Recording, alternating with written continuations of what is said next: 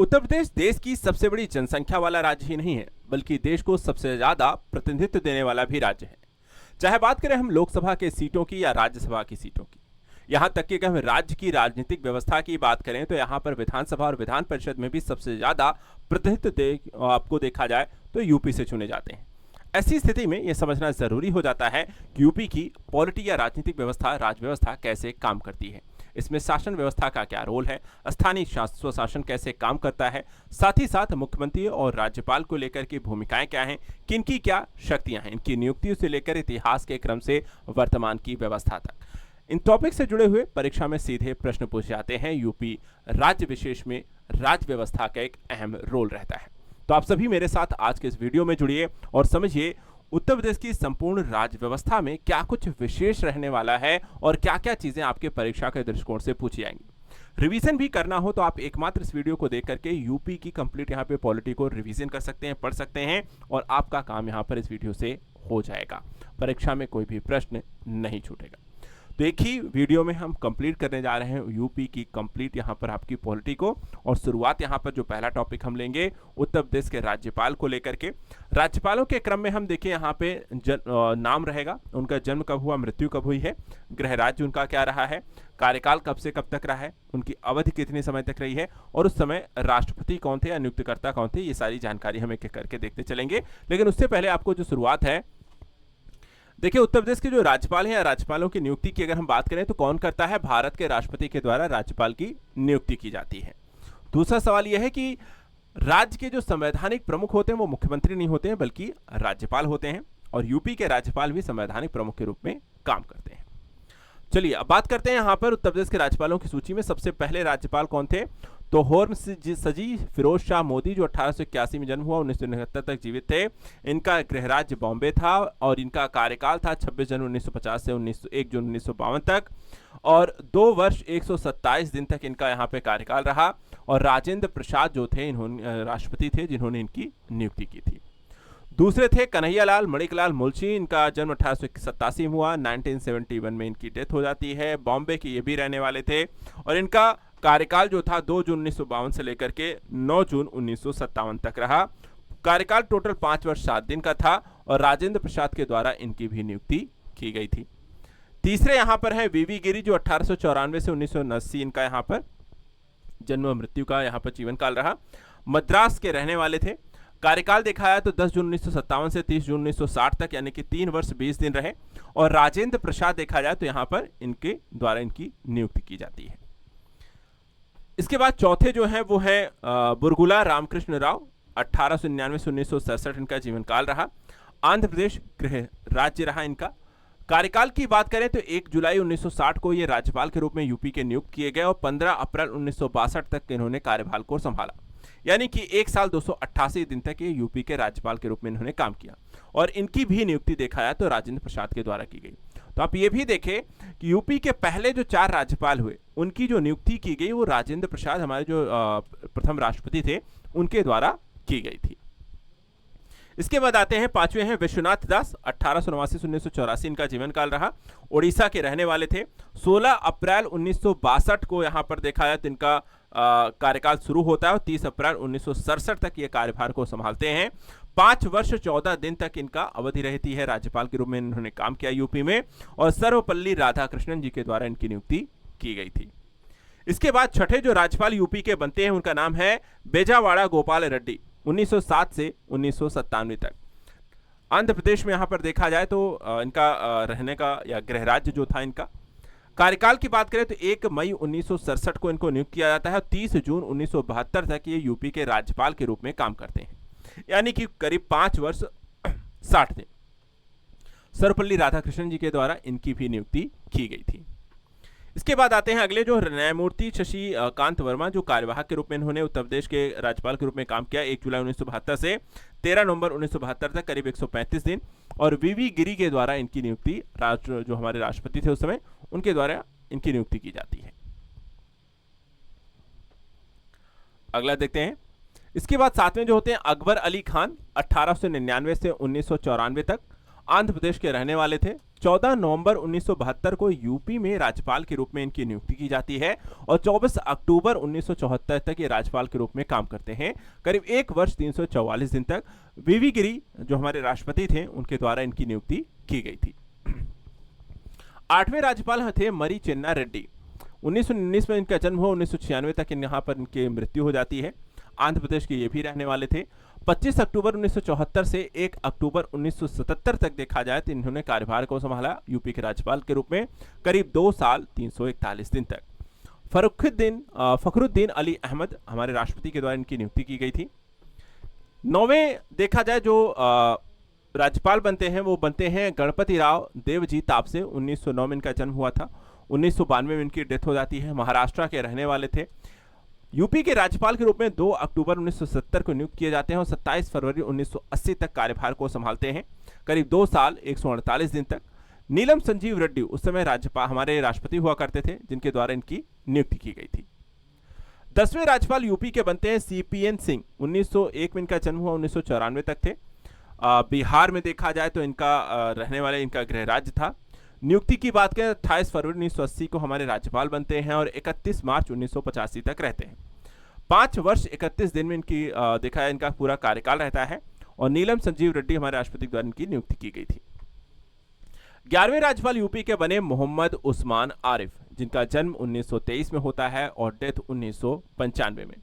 ये राजस्थान के रहने वाले थे। यूपी में इनकी राज्यपाल के रूप में नियुक्ति की गई थी 31 मार्च 1985 को और इनका कार्यकाल चलता है 11 फरवरी 1990 तक। यानी कि देखा जाए जो पूरा कार्यकाल रहा वो करीब 4 वर्ष 317 दिन का था और इनकी नियुक्ति की गई थी भारत के राष्ट्रपति ज्ञानी ग्याल सिंह के द्वारा। इसके बाद आते हैं 12वें राज्यपाल के रूप में। अगला जो कार्यकाल शुरू होता है बी सत्यनारायण रेड्डी का, जिनका जन्म 1927 में हुआ था। इनकी मृत्यु 2012 में होती है। ये आंध्र प्रदेश के रहने वाले थे और यूपी में राज्यपाल के रूप में इनकी नियुक्ति 12 फरवरी 1990 से की गई थी और 25 मई 1993 तक इन्होंने कार्यभार को संभाला ना। देखा जाए तो टोटल कार्यकाल इनका 3 साल या 3 वर्ष 102 दिन का रहता है और आर वेंकट रमन हमारे भारतीय राष्ट्रपति के द्वारा इनकी नियुक्ति की गई थी।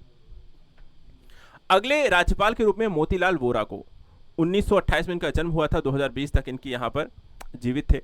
मध्य प्रदेश के रहने वाले थे और 26 मई 1993 को देखा जाए तो इनको यूपी का राज्यपाल बनाया जाता है और 3 मई 1996 तक ये यूपी के राज्यपाल के रूप में काम भी करते हैं, यानी कि 2 साल 343 दिन तक। शंकर दयाल शर्मा हमारे राष्ट्रपति बने और इन्होंने इनको नियुक्ति की थी। मोहम्मद शफी कुरैशी अतिरिक्त कार्यभार इनको दिया गया था। इनका जन्म 1928-2016 तक था। जम्मू कश्मीर के रहने वाले थे। 3 मई 1996 से 19 जुलाई 1996 तक इन्होंने कार्यभार को संभाला। 70 दिन तक शंकर दयाल शर्मा के द्वारा इनकी नियुक्ति या अतिरिक्त कार्यभार इनको सौंपा गया था। 14वें जो राज्यपाल हमारे बनते हैं रमेश भंडारी, जिनका जन्म हुआ था 1928 में और 2013 में इनकी मृत्यु हो जाती है। पंजाब की ये रहने वाले थे। यूपी के रूप में इनका राज्यपाल के रूप में कार्यभार जो शुरू हुआ वो 19 जुलाई 1996 से शुरू होता है और करीब 17 मार्च 1998 तक चलता है। यानी कि बात करें तो 1 साल 241 दिन तक शंकर दयाल शर्मा जो राष्ट्रपति थे उनके द्वारा इनकी नियुक्ति की गई थी। फिर मोहम्मद शफी कुरैशी एक बार फिर से अतिरिक्त इन्हें कार्यभार सौंपा गया। ये जम्मू कश्मीर के रहने वाले से 17 मार्च 1998 से 19 अप्रैल 1998 तक इन्होंने कार्यभार संभाला 33 दिन तक और के.आर. नारायणन के द्वारा इन्हें ये कार्यवाहक के रूप में सौंपा गया था। इसके बाद सूरज भान 1928 में इनका जन्म हुआ, 2006 में इनकी मृत्यु हो जाती है। हरियाणा के रहने वाले थे। 20 अप्रैल 1998 को यूपी का राज्यपाल बनाया जाता है और 23 नवंबर सन 2000 तक यूपी के राज्यपाल के रूप में काम करते हैं, 2 वर्ष 217 दिन तक और के.आर. नारायण ने इन्हें नियुक्त किया था। इसके बाद अगले आते हैं 16वें राज्यपाल यूपी के बने विष्णुकांत शास्त्री। 1929 से 2005 तक पश्चिम बंगाल के रहने वाले हैं। 24 नवंबर 2000 को राज्यपाल बनते हैं और 2 जुलाई 2004 तक राज्यपाल के रूप में काम करते हैं। 3 वर्ष 221 दिन तक के.आर. नारायण के द्वारा इन्हें नियुक्त किया गया था। सुदर्शन अग्रवाल को कुछ समय के लिए अतिरिक्त कार्यभार सौंपा गया, जिनका जन्म हुआ था 1931 में और 2019 में इनकी मृत्यु हो गई थी। ये पंजाब के रहने वाले थे और इन्होंने 3 जुलाई 2004 से 7 जुलाई 2004 यानी कि 4 दिन तक कार्यवाहक के रूप में काम किया और एपीजे अब्दुल कलाम ने इन्हें अतिरिक्त कार्यभार सौंपा था। 17वें राज्यपाल के रूप में काम किया टीवी राजेश्वर, जो कि एक आईपीएस सेवानिवृत्त थे। 1996 में 26 में इनका जन्म हुआ था, 2018 में इनकी मृत्यु हुई। ये तमिलनाडु के रहने वाले थे। 8 जुलाई 2004 को यहाँ पर देखा जाए तो इनको नियुक्त किया गया था। 27 जुलाई 2009 तक ये कार्यभार में रहते हैं और 5 वर्ष 19 दिन तक कार्यभार को संभालते हैं और एपीजे अब्दुल कलाम के द्वारा इनको नियुक्त किया गया था। इसके बाद आते हैं बनवारी लाल जोशी, ये भी एक आईपीएस सेवानिवृत्त थे। 1936 में इनका जन्म हुआ था, 2017 में इनकी मृत्यु हो गई। राजस्थान के रहने वाले थे और 28 जुलाई 2009 को इनको राज्यपाल के रूप में यूपी के नियुक्त किया जाता है। 17 जून 2014 तक ये कार्यभार को संभालते हैं, 4 वर्ष 324 दिन तक। प्रतिभा पाटिल यूपी के भारत के राष्ट्रपति थी, उनके द्वारा इनकी नियुक्ति की गई। अजीज कुरैशी अतिरिक्त कार्यभार इन्हें सौंपा गया, ये मध्य प्रदेश के रहने वाले थे। 17 जून 2014 से 22 जुलाई 2014 तक करीब 35 दिन। प्रणब मुखर्जी के द्वारा इन्हें यहाँ पर नियुक्त किया गया था। इसके बाद राम नाईक बनते हैं हमारे 19वें राज्यपाल, जिनका जन्म 1934 में हुआ, महाराष्ट्र के रहने वाले हैं। 22 जुलाई 2014 को यूपी के राज्यपाल के रूप में नियुक्त होते हैं। 28 जुलाई 2019 तक राज्यपाल रहते हैं और 5 वर्ष 6 दिन तक यहाँ पर देखा जाए तो कार्यभार को संभालते हैं। प्रणब मुखर्जी के द्वारा इनकी नियुक्ति की गई थी। और उसके बाद 20वीं जो राज्यपाल यूपी की बनती हैं आनंदीबेन पटेल, जिनका जन्म 1941 में हुआ, ये गुजरात की रहने वाली हैं। 29 जुलाई 2019 तक से वर्तमान समय तक अभी यूपी के राज्यपाल हैं। 6 से ज़्यादा साल तक ये कार्यभार संभाल चुकी हैं यूपी की और रामनाथ कोविंद के द्वारा इनकी नियुक्ति की गई थी। चलिए कुछ इंपॉर्टेंट जो टिप्पणियां हैं इनको लेकर के वो भी आपको बता देते हैं, राज्यपालों को लेकर के आपको ध्यान रखना है। जैसे कि वीवी गिरी, बनवारी लाल जोशी और आनंदीबेन पटेल जैसे राज्यपालों ने लंबे कार्यकालों के दौरान यूपी की राजनीतिक और सांस्कृतिक स्थिरता को बरकरार रखा है। वहीं कई राज्यपालों ने अतिरिक्त कार्यभार भी संभाला है, जैसे कि मोहम्मद शफी कुरैशी और सुदर्शन अग्रवाल हैं। साथ ही सरोजनी नायडू अध्याय 55 के राज्यपाल बनने से पहले यूपी की प्रशासनिक इतिहास में महिला नेतृत्व का मार्ग भी यहाँ पे प्रशस्त हुआ था।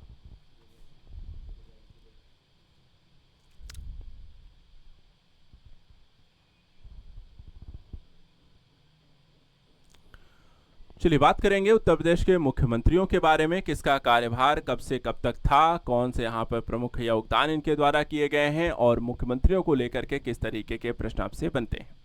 यूपी के मुख्यमंत्रियों की बात करें तो राज्य के कार्यकारी प्रमुख के रूप में कार्य करता है मुख्यमंत्री, जैसे देश के कार्यकारी प्रमुख के रूप में काम करते हैं प्रधानमंत्री। ठीक है, अब सरकार बनाने के लिए विधानसभा में बहुमत जिसके होता है वही आपको पार्टी बनाती है, उसी की सरकार बनती है और उसी हिसाब से यहाँ पर वो अपने लिए एक मुख्यमंत्री का चुनाव करते हैं विधायक दल मिलकर के, और उसके बाद यहाँ पर विधायक दल का जिसे नेता चुना जाता है वही फिर यहाँ पर मुख्यमंत्री के रूप में नियुक्त किया जाता है। यूपी के जो मुख्यमंत्रियों की सूची है वो आप सभी के समक्ष यहाँ पर रखेंगे। तो पहले हम मुख्यमंत्री कौन है उनका नाम देखेंगे, उनका कार्यकाल कब से कब तक था, पार्टी उनकी कौन सी थी और उसके साथ साथ यहाँ पर उनके प्रमुख टिप्पणी या योगदान उनके द्वारा क्या किया गया उसको भी देखते चलेंगे। सबसे पहले जो हमारे यूपी के मुख्यमंत्री बने गोविंद बल्लभ पंत, 26 जनवरी 1950 से 27 दिसंबर 1954 तक Indian national Congress INC UP के पहले मुख्यमंत्री के रूप में काम किया। उसके बाद आते हैं संपूर्णानंद, जो 28 दिसंबर 1954 से 6 दिसंबर 1960 तक यहाँ पे यूपी के मुख्यमंत्री के रूप में काम करते हैं, आईएनसी के रहते हैं। कुंभ मेले की घटना के बाद इन्होंने इस्तीफा दे दिया था। इसके बाद बनते हैं चंद्रभानु गुप्त, 7 दिसंबर 1960 से 14 मार्च 1967 तक यूपी के मुख्यमंत्री के रूप में काम करते हैं, आईएनसी से थे। 3 बार इन्होंने मुख्यमंत्री के रूप में काम किया। इसके बाद सुचेता कृपलानी हैं, जो 2 अक्टूबर 1963 से लेकर के 13 मार्च 1967 में यहाँ पर आईएनसी के रूप में के साथ जुड़ करके काम करती हैं। यूपी और भारत की पहली महिला मुख्यमंत्री के रूप में इन्होंने काम किया, सुचेता कृपलानी।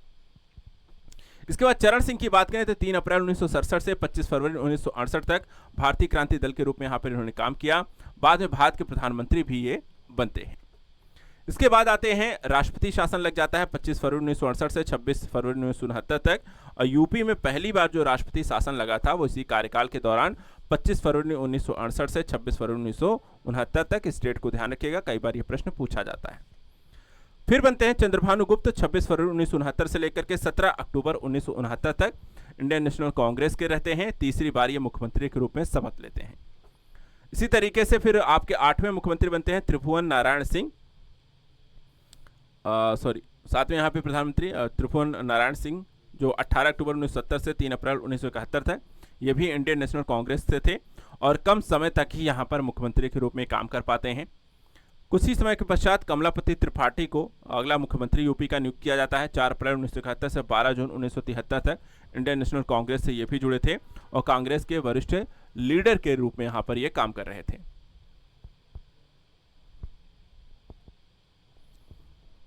अगले आते हैं हेमवती नंदन बहुगुणा, जो 8 नवंबर 1973 से 29 नवंबर 1975 तक यूपी के मुख्यमंत्री के रूप में काम करते हैं। इंडियन नेशनल कांग्रेस के थे और एक प्रसिद्ध समाजवादी नेता के रूप में जुड़े थे।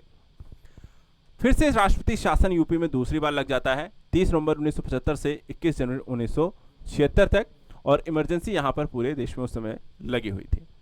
इसके बाद एनडी तिवारी आते हैं। आपको 21 जनवरी 1976 से 30 अप्रैल 1977 तक इंडियन नेशनल कांग्रेस के थे और इनका ये पहला कार्यकाल था।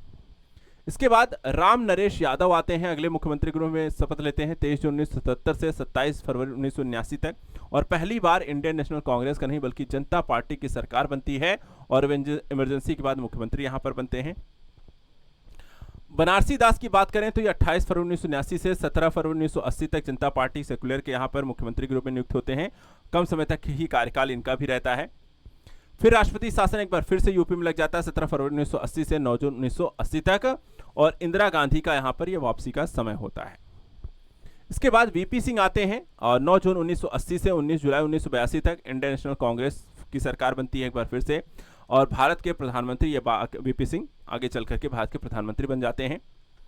श्रीपति मिश्र जो है 19 जुलाई 1982 से 2 अगस्त 1984 तक यूपी के मुख्यमंत्री के रूप में काम करते हैं। आईएससी इनकी पार्टी थी और कांग्रेस नेता के रूप में कार्य कर रहे थे।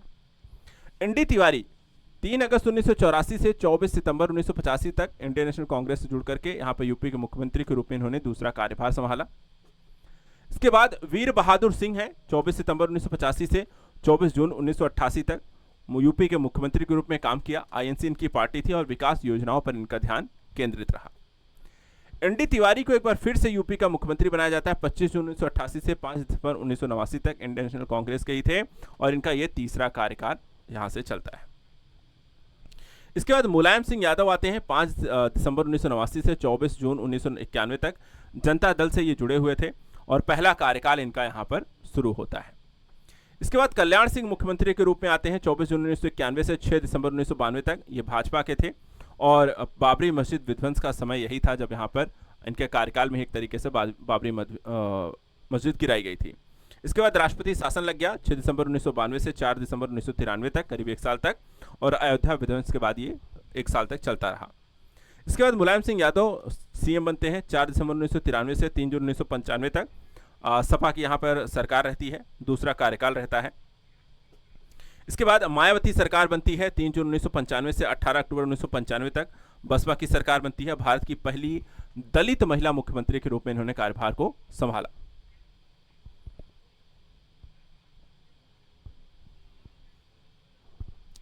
इसके बाद राष्ट्रपति शासन लग जाता है एक बार फिर से 18 अक्टूबर 1995 से लेकर के 21 मार्च 1997 तक राजनीतिक अस्थिरता के कारण। मायावती उसके बाद फिर से यहां पर मुख्यमंत्री बन जाती हैं 21 मार्च 1997 से 21 सितंबर 1997 तक। बसपा और भाजपा गठबंधन के बाद इनका ये दूसरा कार्यकाल यहां पर शुरू होता है।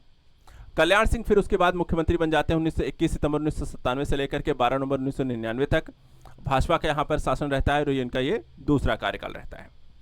इसके बाद राम प्रकाश गुप्ता यहां पर 12 नवंबर 1999 से 28 अक्टूबर तक भाजपा के यहां पर मुख्यमंत्री के रूप में काम करते हैं और इनका एक छोटा सा कार्यकाल यहां पर रहता है। और उसके बाद राजनाथ सिंह मुख्यमंत्री बन जाते हैं 28 अक्टूबर से लेकर के 2000 से लेकर के 8 मार्च 2002 तक। ये भी भाजपा से रहते हैं। बाद में भारत के यहाँ पर रक्षा मंत्री बन चुके हैं, इस बार जो वर्तमान समय में भी हैं। लेकिन इसके बाद फिर से राष्ट्रपति शासन यूपी में लग जाता है 8 मार्च 2002 से 3 मई 2002 तक, और अस्थिरता के कारण यह भी एक फैसला लिया गया था। इसके बाद फिर मायावती एक बार फिर से सरकार में आती हैं 3 मई 2002 से लेकर के 29 अगस्त 2003 तक बसपा की सरकार बनती है और इनका ये तीसरा कार्यकाल शुरू होता है। इसके बाद मुलायम सिंह यादव आते हैं 29 अगस्त 2003 से 13 मई 2007 तक सपा की सरकार आती है, इनका भी ये तीसरा कार्यकाल था। इसके बाद फिर से मायावती की सरकार आती है 13 मई 2007 से 15 मार्च 2012 तक बसपा की सरकार, चौथा कार्यकाल, और 5 साल यहाँ पे पूरा इन्होंने किया भी। इसके बाद अखिलेश यादव बन जाते हैं अगले मुख्यमंत्री 15 मार्च 2012 से 19 मार्च 2017 तक। सपा की सरकार एक बार फिर से बनती है और यूपी के सबसे युवा मुख्यमंत्री, उम्र 38 साल में ये मुख्यमंत्री बनते हैं। और वर्तमान समय में देखा है तो योगी आदित्यनाथ जो 19 मार्च 2017 से वर्तमान 2025 तक हैं, बीजेपी के मुख्यमंत्री हैं और 1985 के बाद लगातार पूर्ण बहुमत से सत्ता में लौटने वाले ये पहले मुख्यमंत्री के रूप में इन्होंने ये तमगा हासिल किया है। कुछ प्रमुख यहां पर मुख्यमंत्रियों को लेकर टिप्पणियों पे आपको बता दें जो रिवीजन के लिए आपके लिए महत्वपूर्ण रहेंगी। जैसे यूपी और भारत की पहली महिला मुख्यमंत्री कौन थी? सुचेता कृपलानी। कब बनी थी? 1963 से 1967 तक। भारत की पहली दलित महिला मुख्यमंत्री कौन थी? तो मायावती थी, जो 1995 में बनी। यूपी के सबसे युवा मुख्यमंत्री कौन है? अखिलेश यादव, 2012 में बने और 38 साल की उम्र में बने थे। सबसे लंबे समय तक मुख्यमंत्री कौन थे? तो मुलायम सिंह यादव, जो 1989 से 2007 में यहां पर 3 कार्यकाल इन्होंने किए। 2017 से पहले पूर्ण 5 साल का कार्य पूरा करने वाला एकमात्र जो मुख्यमंत्री रही वो मायावती रही, 2007 से 2012 तक। बाद में भारत के प्रधानमंत्री बने जो ऐसे मुख्यमंत्री कौन से थे? तो चरण सिंह और वीपी सिंह, जो यूपी के मुख्यमंत्री भी रहे हैं और देश के प्रधानमंत्री भी बने हैं। बाद में राज्यपाल बने मुख्यमंत्री तो राम नरेश यादव, जो मध्य प्रदेश के राज्यपाल भी रहे हैं। और व्यवस्था में स्थिरता, योगी आदित्यनाथ 2017 से वर्तमान समय तक 1985 के बाद लगातार पूर्ण बहुमत से सत्ता में लौटने के कारण लगातार सरकार की एक स्थिरता और राज्य में यहां पर विकास की स्थिति देखने को मिली है। चलिए, तो मुख्यमंत्री हो गए और राज्यपाल हो गए। अब बात करेंगे उत्तर प्रदेश के विधान सभा और विधान परिषद से जुड़ी हुई ऐसी ही कुछ प्रमुख यहां पर इंपॉर्टेंट घटनाक्रमों को लेकर के जो परीक्षा में आपसे प्रश्न के रूप में पूछी जा सकती हैं। जैसे अगर बात करें कि उत्तर प्रदेश की जो विधानमंडल है वो कैसी है, एक सदनी है या द्विसदनी है? तो द्विसदनी विधानमंडल है जिसमें 2 सदन होते हैं, विधानसभा और विधान परिषद। इसमें जो निचला सदन है वो विधानसभा है और विधान परिषद जो है वो ऊपरी सदन है। विधानसभा के बारे में आपसे अगर रिलेटेड प्रश्न आपको आएंगे तो कैसे आएंगे और आपके बारे विधानसभा के बारे में आपको क्या क्या पता होना चाहिए तो वो समझिएगा। सबसे पहले जो विधानसभा होती है राज्य की मुख्य कानून बनाने वाली संस्था होती है और जिसे जनता के सीधे चुने हुए प्रतिनिधि यहां पर आते हैं, जैसे कि लोकसभा में, जिसमें हम वोटिंग करके अपने यहां पे प्रतिनिधियों का चुनाव करते हैं। तो ऐसे लोग यहां पर चुन के कहां जाते हैं? विधानसभा में।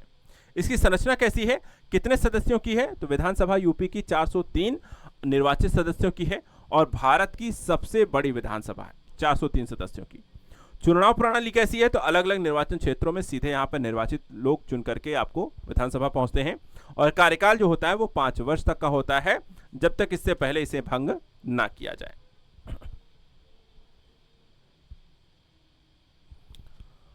मुख्य कार्य और भूमिकाएं क्या होती हैं विधानसभा की? तो विधानसभा जो काम करती है जैसे कि कानून बनाना, यानी राज्य के कानूनों पर चर्चा करना विधान परिषद का काम है, उस पर प्रस्ताव रखना है, उसे पारित करना है, कानून लाना है, बनाना है, उस पर चर्चा करना है। तो ये सारा काम जो होती है कौन करती है? यूपी की विधानसभा।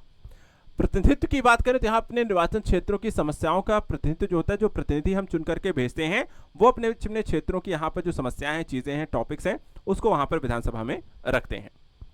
निगरानी की बात करें तो कार्यपालिका के कामकाज की निगरानी और जवाबदेही सुनिश्चित कराने का काम भी यहां पर विधायिका आपको देखा एक तरीके से विधानसभा की है।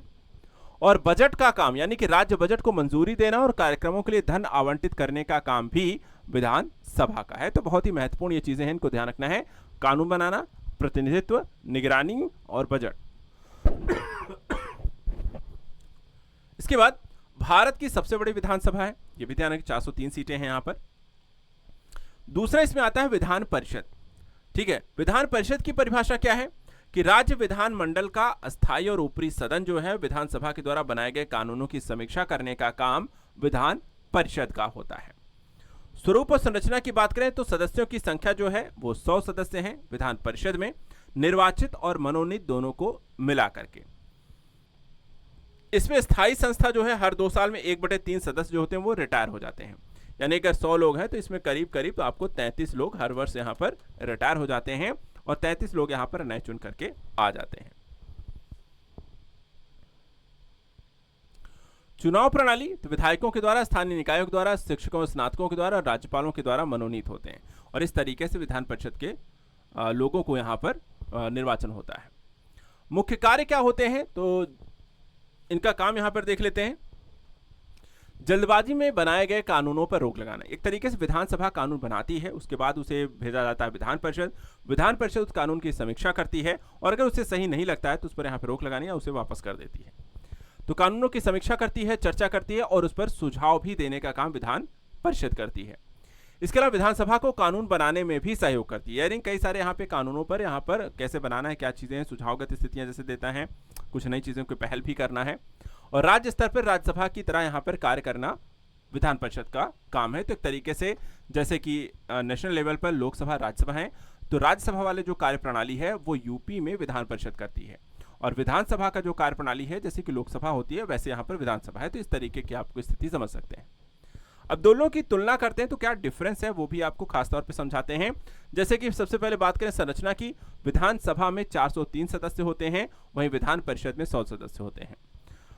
चुनाव निर्वाचन की बात करें तो विधानसभा के सदस्यों को सीधे जनता के द्वारा चुना जाता है, जबकि विधान परिषद के सदस्यों को विधानसभा, स्थानीय निकाय, शिक्षक, स्नातक और मनोनीत होकर के चुना जाता है।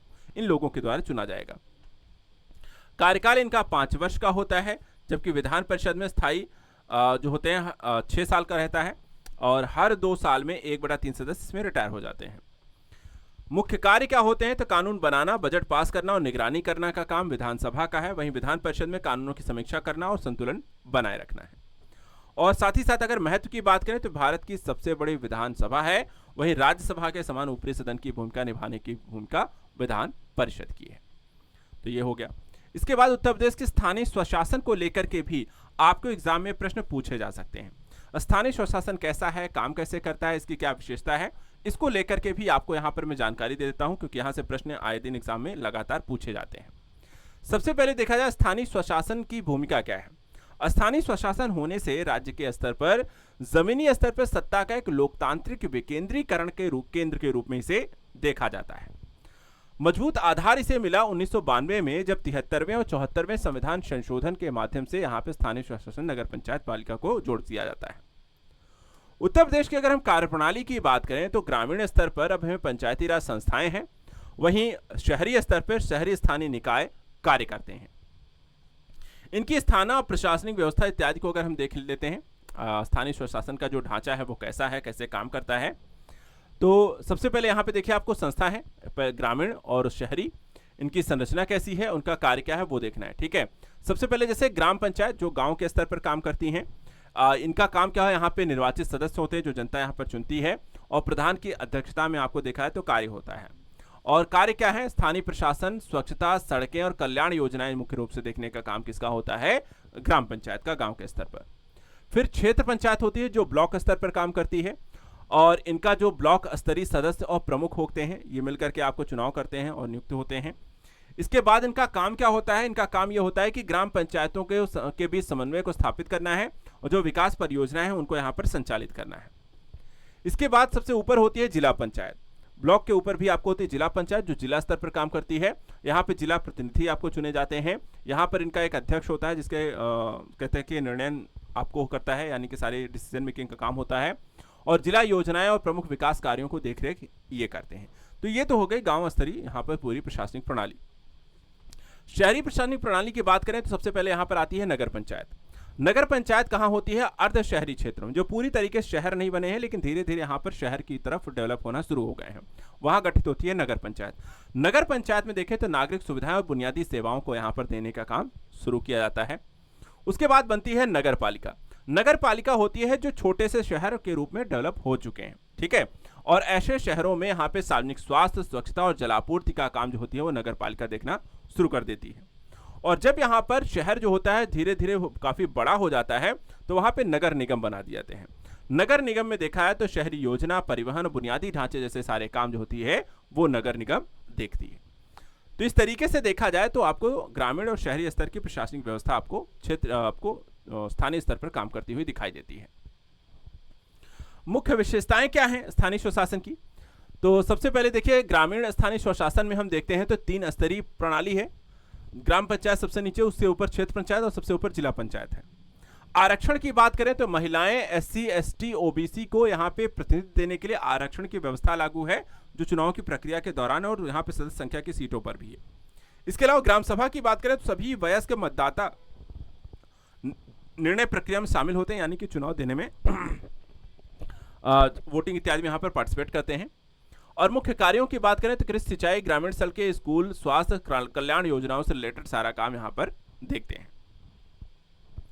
वहीं दूसरी तरफ अगर हम शहरों के स्तर की स्थानीय स्वशासन की प्रक्रिया को देखें तो इनका संगठन का स्तर सबसे नगर निगम, नगर पालिका और नगर पंचायत होती है। जनसंख्या के अनुसार यहाँ पर इनको सेलेक्ट किया जाता है। इनका नेतृत्व महापौर या अध्यक्ष के द्वारा किया जाता है और मुख्य कार्य इनका होता है कि नगर के स्तर पर योजनाएं बनाना, नगरों में स्वच्छता को बनाए रखना, अपशिष्ट प्रबंधन करना, स्ट्रीट लाइट, परिवहन, कल्याण कार्यक्रमों को यहाँ पर देखरेख करना, उसको यहाँ पर व्यवस्थित रूप से लागू करना। अच्छा, संविधान के आधार पे कानूनी आधार इनको कैसे मिला है, कैसे शामिल किया गया है, उसको लेकर के क्या कहता है? तो अगर हम देखें संविधान में 73वां संविधान संशोधन 1992 जो ग्रामीण स्थानीय स्वशासन नगरीय पंचायत व्यवस्था को लागू करने की बात करता है, और 74वां संविधान संशोधन जो है शहरी स्थानीय निकाय को लेकर के यहाँ पे प्रावधान किए गए हैं। यूपी में अगर हम देखें तो इसके लिए उत्तर प्रदेश पंचायती राज व्यवस्था अधिनियम 1947 को संशोधित किया गया और साथ ही उत्तर प्रदेश नगर निगम अधिनियम 1959 और संबंधित यहाँ पे कानून है जिसके माध्यम से स्थानीय स्वशासन की प्रक्रिया को यूपी में संचालित किया जाता है। अधिकार और प्राधिकार यहाँ पर उनको सौंपे जाते हैं। महत्व की बात करें तो क्या महत्व है स्थानीय स्वशासन का? तो देखिए, जमीनी स्तर पे लोकतंत्र को ये मजबूत करने का काम करते हैं, जन भागीदारी को बढ़ाते हैं, प्रतिनिधित्व देने का काम करते हैं। लोकल लेवल पर यहाँ प्रशासन साथ मिल करके स्वास्थ्य सुविधा, शिक्षा और विकास संबंधी यहाँ पे कार्यों को बढ़ावा देते हैं। जनता की भागीदारी इससे मजबूत होती है, लोक जवाबदेहिता सुनिश्चित होती है, प्रशासनिक व्यवस्था यहाँ पर डेवलप होती है। आरक्षण के माध्यम से समावेशिक विकास को प्राप्त करने का एक मौका जो जमीनी स्तर पे आपको मिलना शुरू होता है और प्रशासन को जनता के करीब लाने भी यहाँ पर आपको संभव हो पाता है। लेकिन इसके साथ साथ ये भी है कि चुनौतियां भी अपनी जगह पर विद्यमान हैं। चुनौतियां क्या हैं? सबसे पहले कि राज्य स्तर पर राज्य सरकार के द्वारा वित्तीय निर्भरता, यानी कि स्थानीय स्वशासन इकाइयां जो है वित्तीय स्तर पर आत्मनिर्भर नहीं है, उन्हें राज्य सरकार पर डिपेंड रहना पड़ता है, उनके बजट पर निर्भर रहना पड़ता है। राज्य के बजट के हिसाब से उनको जो आवंटन हुआ उसी पर यहाँ पर कार्य करना होगा। राजनीतिक दखल भी देखा जाए तो लगातार बना रहता है, यानी कि ऊपर से प्रतिनिधित्व जो होते हैं पार्टी के वो लगातार प्रेशराइज किए रहते हैं, उनके हिसाब से जो डिसीजन आता है वही उनको यहाँ पर फॉलोअप करना रहता है। अपने स्तर पे यहाँ पे जो काम होते हैं बहुत कम होते हैं। निर्वाचित प्रतिनिधियों में देखा है तो प्रशिक्षण और जागरूकता की भी कमी अक्सर यहाँ पर देखी जाती है और शहरी समस्याएं भी अपने स्तर पर हैं, जहां शहरों में भीड़, जनसंख्या के कारण प्रदूषण, भीड़ भाड़, झुग्गी झोपड़ियों के लगातार बढ़ती स्थिति भी आपको समस्याकारी है। तो आगे चल करके इसे आप कैसे ठीक कर सकते हैं, इसके लिए क्या क्या उपाय होने जरूरी हैं? उपायों के दृष्टिकोण से सबसे पहले तो पीआरआई और यूएलबी की वित्तीय स्वायत्ता को बढ़ाना, यानी कि शहरी और ग्रामीण यहाँ पे जो अगर निकाय हैं, नगर पंचायत हैं और ग्राम पंचायतें हैं, तो उनकी स्वायत्तता बढ़ाइए, डिसीजन से लेकर के वित्तीय स्तर पर, और यहाँ पे दखलंदाजी थोड़ी कम की जाए ताकि वो अपने स्तर पर कार्यों को बेहतर कर सके। डिजिटल शासन और ई पंचायत का उपयोग करके ग्रामीण स्तर के यहाँ पर हो रहे कार्यों को आप सीधे यहाँ पर प्रशासन के पोर्टल पर ला सकते हैं। निर्वाचित प्रतिनिधियों की क्षमता निर्माण, उनको ट्रेनिंग इत्यादि के माध्यम से की जा सकती है और राज्य और स्थानीय संस्थानों के बीच एक बेहतर समन्वय को भी आप स्थापित कर सकते हैं। चलिए अब लास्ट यहां पर बात कर लेते हैं उत्तर प्रदेश में राजनीतिक प्रतिनिधित्व को लेकर के, कहां कितने लोग हैं, कैसे यहां पर प्रतिनिधित्व मिला हुआ है। और इसमें अगर हम देखें सबसे पहले उत्तर प्रदेश, जिसे हम यूपी कहते हैं, भारत का सबसे बड़ा राज्य है, 200 मिलियन से अधिक यहाँ पे जनसंख्या है। कितनी लोकसभा सीटें यूपी से हैं? तो 80 हैं, सभी राज्यों में सबसे ज्यादा है। राज्यसभा की बात करें तो यहाँ पर यूपी में कितनी सीटें हैं? 31 सीटें हैं। विधानसभा सदस्य की बात करें तो 403 हैं और विधान परिषद सदस्यों की बात करें तो 100 हैं और द्विसदनीय विधानमंडल हमारा यूपी का है। यूपी का राजनीतिक प्रतिनिधित्व देखा जाए तो चाहे वो राष्ट्रीय नेतृत्व हो, प्रधानमंत्री हो, गठबंधन राजनीति पर महत्वपूर्ण यहाँ पर प्रभाव हमेशा से डालता आया है और इसको इस सारणी से आप यहाँ पर थोड़ा सा ज्यादा बेहतर ढंग से समझ पाएंगे। देखिए, लोकसभा जैसे मैंने कहा 80 सांसद हैं, यानी कि भारत में सबसे अधिक है और केंद्र सरकार बनाने में जो निर्णायक भूमिका यहाँ पर रहती है यूपी के सांसदों की रहती है। राज्यसभा में देखा है तो 31 सांसद हैं, जो महाराष्ट्र के बाद दूसरा यहाँ पर सबसे बड़े हैं। उत्तर प्रदेश विधानसभा की बात करें तो 403 विधायक हैं, भारत की सबसे बड़ी राज्य विधानसभा है। उत्तर प्रदेश विधान परिषद की बात करें तो यहाँ पे 100 सदस्य आते हैं, द्विसदनीय विधानमंडल वाला ये भी राज्य है। इसके अलावा यूपी के प्रधानमंत्री देखा जाए तो 15 में से जो 9 प्रधानमंत्री यूपी से हैं, जवाहरलाल नेहरू, इंदिरा गांधी, चरण सिंह, राजीव गांधी, वीपी सिंह, चंद्रशेखर, अटल बिहारी वाजपेयी, मनमोहन सिंह और नरेंद्र मोदी। महिलाओं के प्रतिनिधित्व की बात करें, अभी भी राष्ट्रीय औसत से कम यूपी में यहाँ पर प्रतिनिधित्व देखा गया है। मत सुचेता कृपलानी और मायावती जो हैं वो 2 यहाँ पे मुख्यमंत्री यूपी से रही हैं। जाति और समुदाय की प्रतिनिधित्व की बात करें तो ओबीसी, दलित, उच्च जाति और मुसलमान यूपी में राजनीति का मुख्य आधार रहते हैं और जब भी वोट बैंक की राजनीति शुरू होती है तो लगातार इन वर्ग को टारगेट किया जाता है और उसी बेस पे यहाँ पर वोटिंग को लेकर के राजनीतिक स्तर पर बयानबाजियां भी होती रहती हैं। राजनीतिक प्रतिनिधित्व का ऐतिहासिक अगर हम बात करें, स्वतंत्रता से पहले अगर हम देखें जो प्रतिनिधित्व रहा है तो उसमें हम देखें तो स्वतंत्रता संग्राम में सक्रिय भूमिका रही, जैसे कि जवाहरलाल नेहरू, मोतीलाल नेहरू, गोविंद वल्लभ पंत की रही है। 1950-60 के दशक में कांग्रेस का दबदबा हमने देखने को मिला। मुख्यमंत्री देखा जाए तो पंत, गुप्ता, सुचेता, कृपलानी जैसे लोग यहां पर बनते हैं। उसके बाद 1970 से 1980 के दशक को अगर आप यूपी का देखें तो क्षेत्रीय पार्टियों के उदय के रूप में हमें देखने को मिला, जहां जनता पार्टी, लोक दल, एसपी, बीएसपी जैसी यहां पर कई अलग अलग पार्टियां धीरे धीरे बनना शुरू हो जाती हैं। जातीय गठबंधन जो होती है वो राष्ट्रीय भावना को प्रभावित करना शुरू कर देती है और धीरे धीरे यहाँ पर जो होती है जातिगत गठबंधन वो प्रभावी होना शुरू होता है। 1990 से 2000 के दशक में अगर हम देखें तो भाजपा जो होती है मंदिर बनाम मंडल एसपी बीएसपी की राजनीति को यहाँ पर लेकर आके आती है और दलित राजनीति का उदय होता है, जिसमें काशीराम और मायावती जो होती है वो उभर करके सामने आ जाते हैं। इसके बाद 2014 के बाद अगर हम देखें तो हिंदुत्व और विकास के एजेंडे के साथ बीजेपी ने अपना दबदबा बढ़ाया और 2017 और 2022 में योगी आदित्यनाथ के नेतृत्व में बीजेपी ने पूर्ण बहुमत से सत्ता में वापसी की है, अपनी सरकार को बनाया है।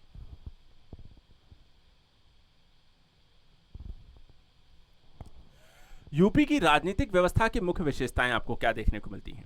तो सबसे पहले तो राष्ट्रीय प्रभाव, यानी कि लोकसभा चुनाव में बहुमत तय करने का काम यूपी की आपको कह सकते हैं कि लोकसभा सीटें तय करती हैं।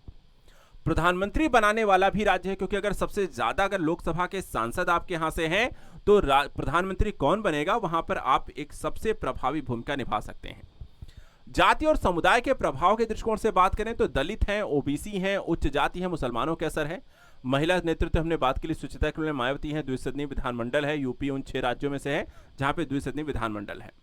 राजनीति में बदलाव की बात करें तो शुरुआत में यूपी में कांग्रेस का दबदबा था, फिर क्षेत्रीय पार्टियों का दबदबा आया और उसके बाद इस समय जो होता है बीजेपी का दबदबा यूपी में है। यूपी में राजनीतिक प्रतिनिधित्व की जो चुनौतियां हैं वो सबसे बड़ी जो चुनौती है वो महिलाओं के प्रतिनिधित्व को लेकर के है, जो मात्र 10 से 12% देखने को मिलती है।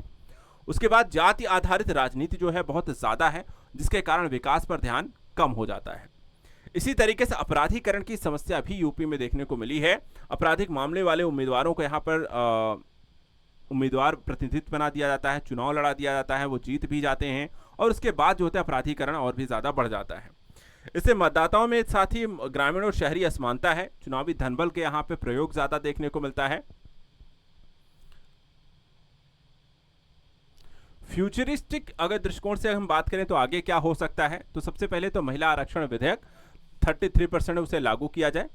दूसरा, पंचायती राज संस्थाओं में पीआरआई को मजबूत करना, स्थानीय निकायों में भी महिलाओं की हिस्सेदारी को 50% लागू करना, अपराधीकरण को कम करना। सभी क्षेत्रीय पार्टियां या नेशनल पार्टियां अगर अपराधियों को टिकट देना बंद करेंगी, ये चीजें आसानी से की जा सकती है। मुद्दे आधारित राजनीति को बढ़ावा दिया जाए, जिसमें आपको शिक्षा की बातें हों, स्वास्थ्य की बातें हों, अर्थव्यवस्था पर ध्यान देने की बातें हों और युवाओं की भागीदारी बढ़ने से ये चीजें बेहतर हो सकती हैं। उद्देश्य क्या है भविष्य को लेकर के अगर हम देखें कुछ चीज़ों को एक इंपॉर्टेंट रिवीजन के दृष्टिकोण से नोट्स पर यहाँ पर अगर हम ध्यान रखें तो जैसे कि 80 लोकसभा सीटें, सबसे ज़्यादा 403 विधायक, सबसे ज़्यादा भारत को 9 प्रधानमंत्री यूपी देता है। पहली महिला मुख्यमंत्री यूपी से रही हैं सुचिता कृपलानी। पहली दलित महिला मुख्यमंत्री भी यूपी में है, भारत की मायावती रही हैं। द्विसदनीय विधानमंडल रहा है यूपी में, 6 राज्यों में से एक है और यूपी की राजनीति में भारतीय लोकतंत्र के आईना रहा है, जिसमें जाति, धर्म, समुदाय और विकास जैसे मुद्दे समय समय पर आपको प्रभावी होते हुए दिखाई देते हैं। तो आज के इस वीडियो में उत्तर प्रदेश की राज्य व्यवस्था से संबंधित विभिन्न पहलुओं को हमने यहाँ पर कंप्लीट कर लिया है। आप इस वीडियो को जब भी एग्जाम का समय आए, रिवीजन करना हो तो आप इस वीडियो को देख सकते हैं। कभी कोई फैक्ट जांचना, इस वीडियो को देख सकते हैं और इसी तरीके से आप सारे यहाँ पर उत्तर प्रदेश से स्ट्रैटेजी को हम कवर करते चलें। तो आज के लिए यहाँ पर इतना ही। Thank you so much and good luck.